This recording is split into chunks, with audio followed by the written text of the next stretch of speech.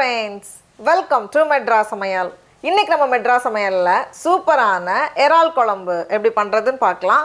இது white rice, அப்புறமா சப்பாத்தி, இட்லி, தோசை எல்லாத்துக்கூடமே அட்டகாசமான சைட் டிஷ்ஷாக இருக்கும்.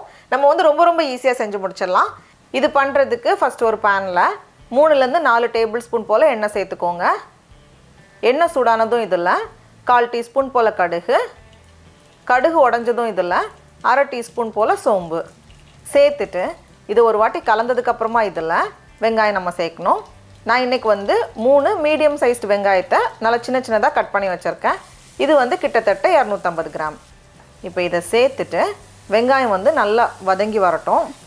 இப்போ பார்க்குறப்போ வெங்காயம் நல்லா வதங்கியிருக்கு, லைட்டாக அந்த கோல்டன் கலர் வந்திருக்கு. இப்போ இந்த ஸ்டேஜில்